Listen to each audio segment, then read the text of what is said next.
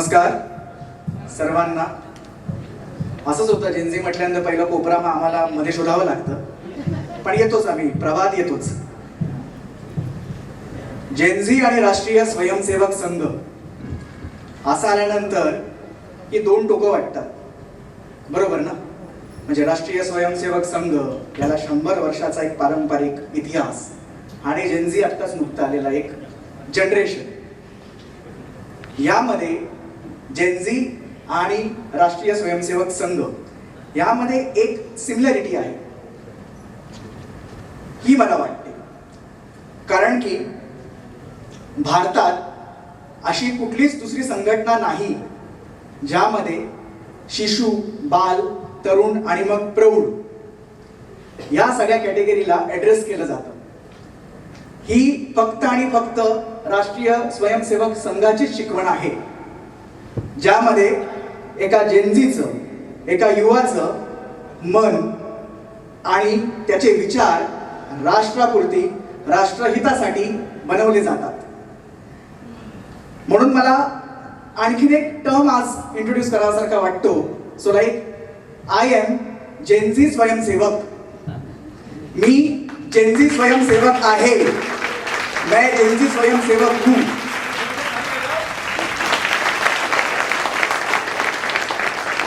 कारण की हा जेव्हा जेनझी टर्म येतो तेव्हा असं वाटतं काय संकट आलं.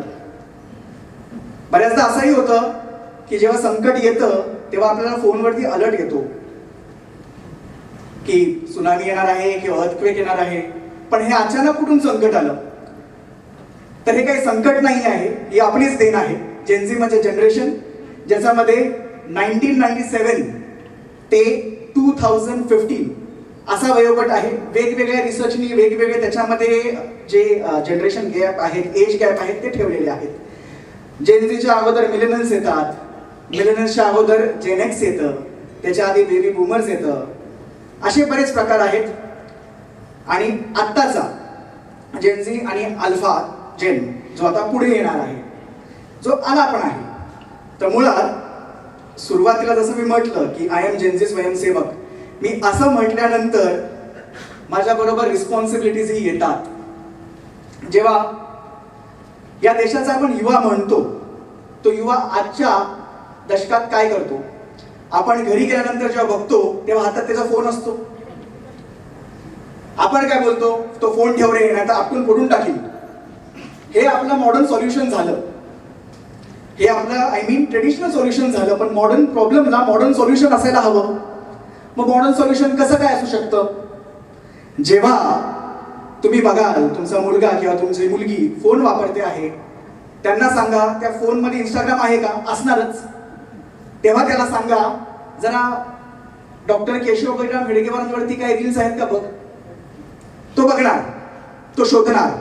त्यानंतर त्यालाच सांगा जरा मला थोडा नेताजी सुभाषचंद्र बोस, स्वातंत्र्यवीर विनायक दामोदर सावरकर, छत्रपती शिवाजी महाराज यांच्यावरचा कॉन्टेंट काढून दे. तो तुम्हाला काढून देईल.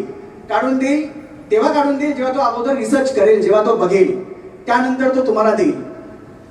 हा एक वे ऑफ कम्युनिकेशन झालं. दुसरं, आपल्याकडेही फोन्स आहेत. आपणही त्यांना रील्स पाठवावेत जे आपल्या विचारांचे आपल्याला वाटतात. कारण की आपण काय करतो? आपण पुस्तक देतो, पुस्तक जातं बाजूला, हातात सेलफोनच राहतो. मग जेव्हा आपण म्हणतो की आपण सगळं डिजिटलाइज करत आहोत, तर मग त्याच वेळेला आपले संस्कार हे डिजिटलाइज व्हायला हवेत. त्याला ज्या कम्युनिकेशनचा प्रकार समजतो त्याच प्रकारे आपण त्याच्याशी कम्युनिकेट करता आलं पाहिजे आपल्याला.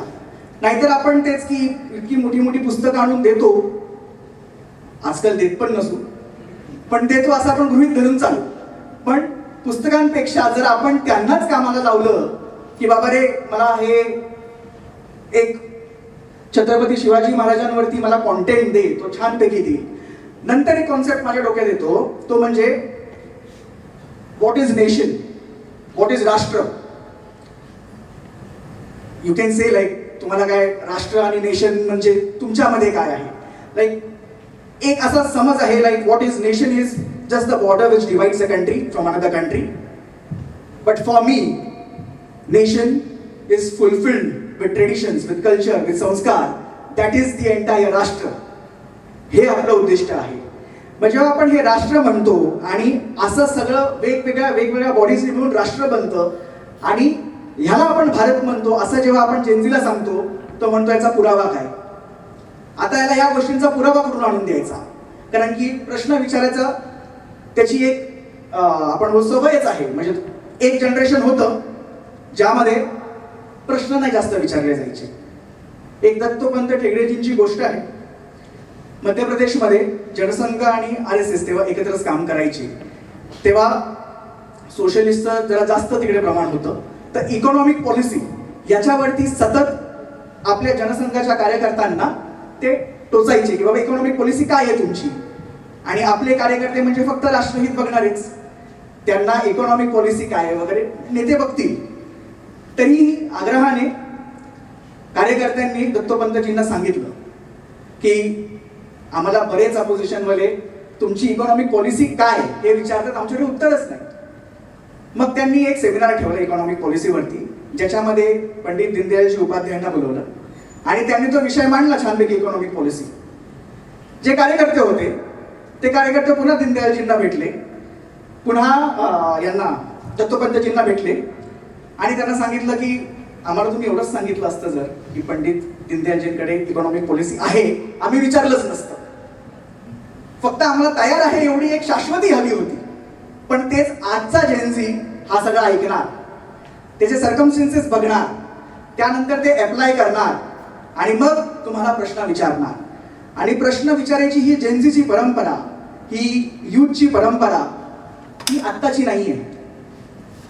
स्वामी विवेकानंद यांचे गुरु रामकृष्ण परमहंस, तर रामकृष्ण परमहंसनी सांगितलं की मी भगवंताला बघतो, भगवंत मला दर्शन देतात. स्वामी विवेकानंद म्हटले की मला विश्वास नाही, मी कसा विश्वास ठेवू. तरी स्वामी विवेकानंद तेव्हा युवा, त्यांनी एक नाणं ते झोपतात त्या गादीवर ठेवलं. काय होतं बघू, कारण की त्यांचं होतं की रामकृष्ण परमहंसांजींचं होतं की पैशांचा स्पर्श मला चालत नाही. जसे त्या खाटेवर बसले पटकन चटका लागल्यासारखे उठले. याचा अर्थ काय की तेव्हाही जो युवा होता त्याला प्रश्न आपसूक सुचायचेच आणि ते तो मांडायचा आणि त्याला जेव्हा उत्तर मिळतं तेव्हा आपण बोलतो hence the theorem or like hence any policy is derived. म्हणून हा जेनझी प्रश्न करतो. दुसरं एक राष्ट्रीय सेवक संघाला असं एक असतं की याच्यामध्ये महिला ऍक्टिव्ह नाहीत. तर आपल्याला एक गोष्ट माहित आहे, सेविका समिती आहेच आपली, दुर्गा वाहिनी ऍक्टिव्ह आहेच, पण आणखीन एक विशेषक म्हणजे जेनझीच्या याच्यात या महिलांना बॅडीज म्हणून बोललं जातं. आता बॅडीज म्हणजे हा प्रकार तुम्हाला काय नवीन वाटत असेल. बॅडीज म्हणजे नेमकं काय की जी महिला सक्षम आहे, जी महिला कॉन्फिडेंटली आपला विचार मांडते, हिला बॅडीज म्हणतात. पण आपण हा जो शब्दाचा उच्चार आहे तो करूच नाही शकत, बॅडीज कसा म्हणायचं. पण जर आपल्याला त्या जेनझीशी कम्युनिकेट करायचं असेल तर आपल्याला त्यांचे जे शब्द आहेत ते शिकवले पाहिजे. त्यांचा जो विचार आहे त्यांना त्या विचारातच उत्तर दिलं पाहिजे. मग आपल्याकडे असे बॅडीज कोण आहेत? राणी लक्ष्मीबाई हे आपल्याकडचे आहेत आणि बरेच आहेत आणि आपल्याकडे सगळे आपल्याकडचे आहेत. पण आजचं जनरेशन फक्त कोणीतरी एक मोठं वाहन थांबवलं त्याला एक आयडल म्हणून चालले, हे आपण समजून घेतलं पाहिजे.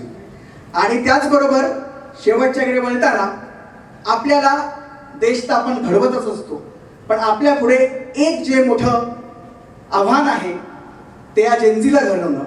कारण की जेनझी हाच उद्या जाऊन भविष्यातला भारत 2047चा भारत घडवणार आहे. तर माझ्यासोबत सगळ्यांनी आय एम जेनझी स्वयंसेवक असं एक जोरदार घोषणा देऊया. कारण की आपण भले त्या एज मध्ये नसाल पण आपले विचार त्या जेनझीशी जुडले पाहिजेत. म्हणून माझ्या बरोबर आय एम जेनझी स्वयंसेवक, मी जेनझी स्वयंसेवक आहे, मैं जेनझी स्वयंसेवक हूं. भारत माता की, भारत माता की वंदे. थैंक यू, धन्यवाद. अपने संघ में 6 उत्सव मनाए जाते हैं.